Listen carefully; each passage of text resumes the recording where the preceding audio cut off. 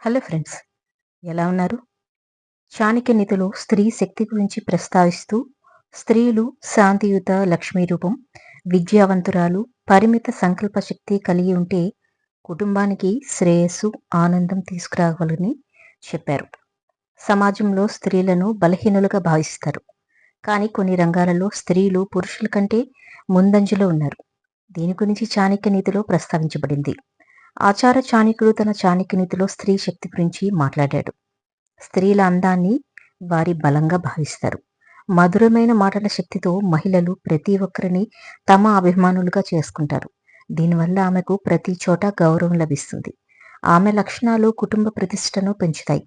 కుటుంబంలోని అనేక తరాలు మంచి నైతికతను పొందుతాయి. ఈ లక్షణాలు ఉన్న స్త్రీని మీరు వివాహం చేసుకుంటే మీ జీవితంలో ఆనందమే ఉంటుంది. ఆచార్య చాణక్యుడి ప్రకారం మానవ జీవితం విలువైనది. ఈ జీవితాన్ని విజయవంతంగా, అర్థవంతంగా మార్చుకోవాలనుకుంటే ఎల్లప్పుడూ గుర్తుంచుకోవాల్సిన కొన్ని విషయాలున్నాయి.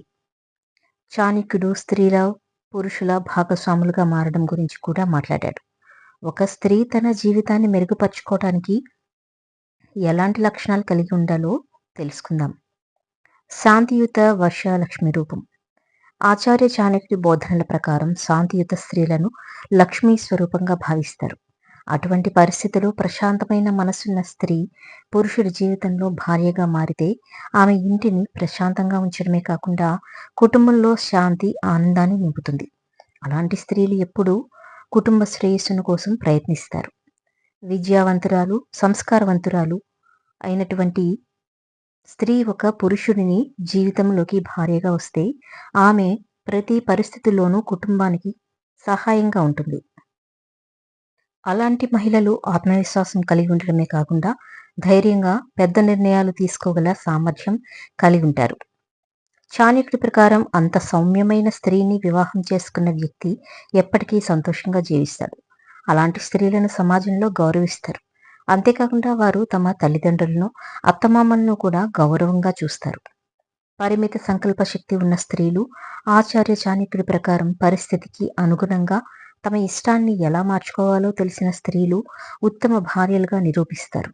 అలాంటి స్త్రీలు తమ భర్తలను, కుటుంబ సభ్యులను మంచి పనులు చేయటానికి, సరైన మార్గంలో నడవడానికి ప్రేరేపించారు.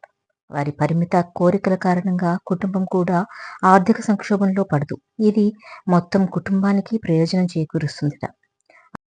అందుకే అమ్మాయిలు ఇలాంటి విషయాల్లో, ఆర్థిక విషయాల్లో అబ్బాయిల కంటే ముందుగానే ఆలోచించి నిర్ణయాలు తీసుకుంటారు. అవసరమైతే తమ పార్ట్నర్ సహాయం తీసుకుంటారు. మరి మీ పార్ట్నర్ కూడా అంతేనా? పెళ్లి చేసుకునే వాళ్ళు కూడా ఇప్పుడు చెప్పిన లక్షణాలున్న అమ్మాయిని చేసుకుంటే బెటర్.